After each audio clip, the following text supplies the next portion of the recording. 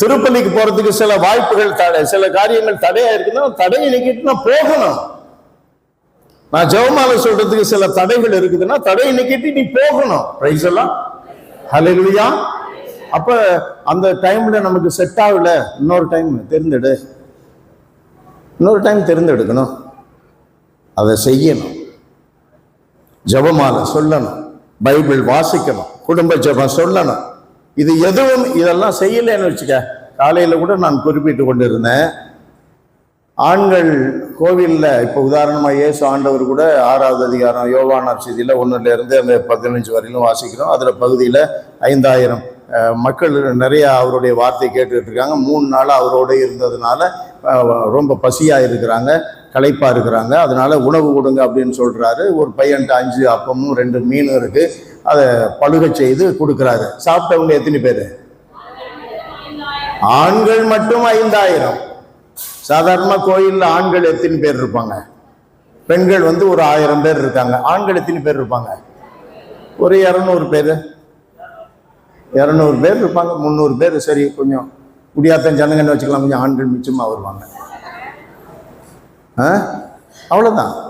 மிச்சம் அத்தனை பேர் இருக்காங்களே, அதுல ஒரு 700 தாய்மார்கள் அல்லது மனைவியர்கள் இருக்கிறாங்கன்னா 700 அந்த கணவன்மார்கள் இருக்கணும்ல, அப்பாமார்கள் இருக்கணும்ல. ஏன் இல்லை? நான் டெய்லி பைபிள் மெசேஜில் சொல்லிக்கிட்டு இருந்தேன், அவங்களுக்கு நம்பிக்கை கிடையாது, சும்மா போலி கிறிஸ்தவன். அப்ப கோயிலுக்கு போற அவர்களுடைய மனைவிமார்கள் அம்மாமார்கள்லாம் ரொம்ப விசுவாசமா? அந்த மாதிரிலாம் கேட்டு என்ன மடக்காதீங்க, அப்படியும் சொல்ல முடியாது. ஆனா கோவிலுக்கு போகணும்ல. பைபிளே திறக்காம எனக்கு அதெல்லாம் தெரியும்பா, ஊதாரி பிள்ளை ஓம தெரியும், எனக்கு ஆண்டவர் இயேசுனுடைய வார்த்தையை கேட்டு வலப்பக்கம் வீசினாங்க, நிறைய மீன் கிடைச்சது அந்த நிகழ்ச்சி தெரியும், நல்ல சமாரியன் எனக்கு தெரியும், அந்த விளக்கு ஓமை தாளந்து ஓம தெரியும், எல்லாமே எனக்கு தெரியும்பா. டேய் திறந்து போய்ட்டுறேன். இன்னைக்கு படிச்சீங்கன்னா கடவுள் ஒண்ணு சொல்லுவாரு, நாளைக்கு படிக்கிறியா வேற ஒண்ணு சொல்லுவாரு. பிரைஸ் எல்லாம் ஹல்லேலூயா. ஆமா, வேற ஒண்ணு சொல்லுவாரு. நாளைக்கு உனக்கு வேற நிகழ்ச்சியில நீ குழம்பி போயிருக்கிற, அதுக்கு பதில் கொடுப்பாரு. நாளைக்கு ஒரு காரியத்தை தொடங்க போற, அதுக்கு நீ என்ன செய்யணும்னு சொல்லி கொடுப்பாரு. பிரைஸ் எல்லாம் ஹல்லேலூயா.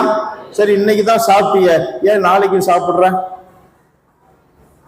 இன்னைக்கு ஆண்டவரை தேடினியா, ஆண்டவர்கிட்ட ஜெபம் பண்ணியா, ஆண்டவரை நம்புனியா, நாளைக்கும் இந்த நிமிஷம் அப்படி செய்தியா, அடுத்த நிமிஷமும் உடலுக்கு எப்படி தேவை இருக்குதோ அது மாதிரி தொடர்ந்து தேவை ஆன்மாவுக்கும் தேவை இருக்கு.